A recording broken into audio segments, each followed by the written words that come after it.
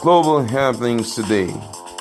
We communicate, we analyze global news. Stay tuned. Hello, beautiful people. Welcome to Global Happenings today. You will recall that when it comes to the issue of Biafra referendum, all fronts have been open to ensure that referendum is being passed, to the point that even northern groups have decided also to push in favor of the Biafra referendum to see how they can leave Nigeria by all means. Much as they are fighting for Nnamdi Kanu's release, they are not leaving any stone unturned even to get Biafra, even via referendum. As we speak, there is a heavy setback on that. But then again, the Biafrans and Biafran agitators are not sleeping at all. Have decided to make another move on this effect. But before we go into the news proper, I'd like you to subscribe to our channel by clicking on the red subscribe button. Beside it, you see bell notification icon. Please go ahead, click on it to get notified as soon as we update our channel on YouTube. Well, a federal high court in Abuja, as at yesterday, some few hours ago actually, adjourned to May 20th, another hearing on a suit filed by the coalition of northern groups, that CNG, seeking a referendum to determine the fate of Biafra and other self-determination agitations. Justice Inyangekwo, who presided over the matter for the first time, said some parties who sought to join the suit were yet to serve the plaintiff a notice.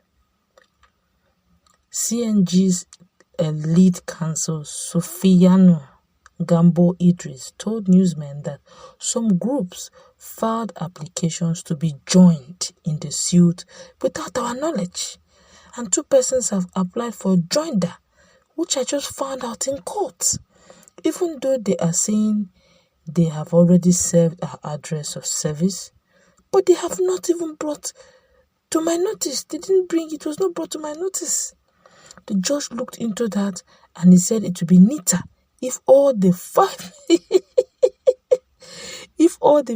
applications for joinder are taken once, and it will give us opportunity to amend and process, because after parties have been joined, we need to amend and process to reflect those parties that have joined. CNG spokesperson Abdulaziz Suleiman maintained that the group remained the plaintiff in this matter. We initiated this action and we are happy. It is developing into interesting scenarios. You can see that almost entire nation is now out picking interest in the matter. We urged all stakeholders in Nigeria and friends of Nigeria to support this process so that we can have much more peaceful environment to operate as a nation, he said.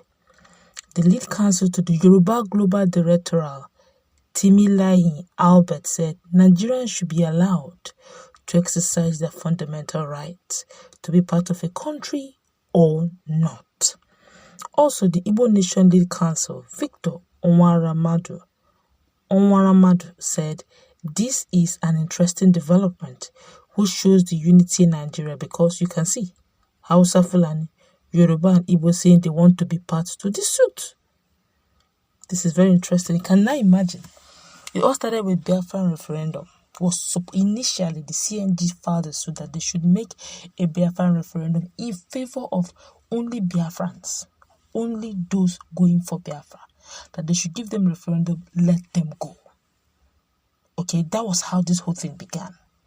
And when CNG filed telling the Senate not to hold on in the amendment of Constitution, that they want this referendum to be determined so that the Igbos will know their stance before they start thinking of amendments, so that they'll take them out of the country peacefully.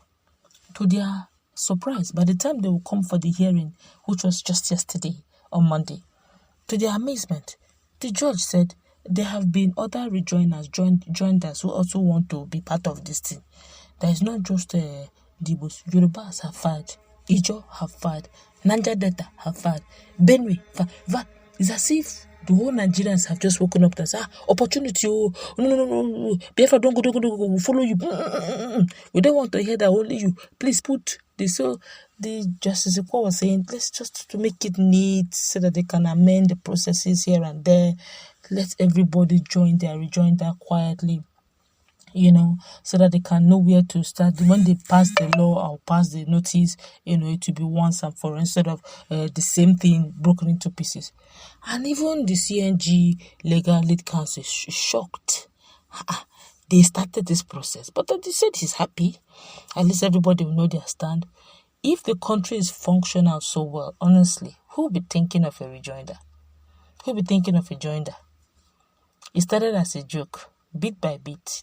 This may be a reality. It may just be that the CNG matter will take this Biafra referendum matter so serious to the point that eventually, now, Yoruba Nation have also push in their representative. They're saying that every Nigerian have a right to choose if they want to stay in Nigeria or go.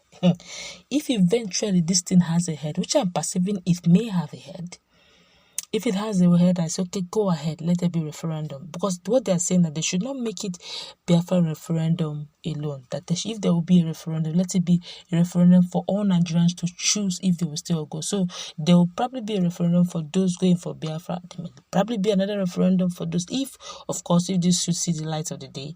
There will probably be another referendum for those who want to go for Yoruba Nation and many others. Now, who will be in Nigeria? Don't forget very quickly, apart from any other thing, that Nigeria is so heavily indebted. Who will carry that name, Nigeria? And maybe Northern Group.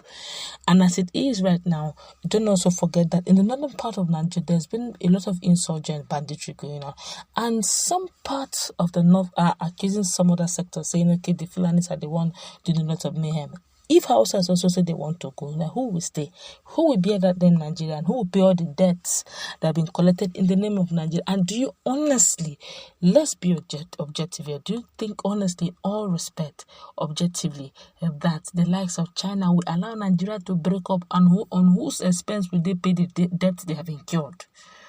Some of the assets that has been used as collateral for those loans, some of them are mostly in the southern part, the assets. If you're talking about oil and gas, where is it located? It's not in the southern part of Nigeria.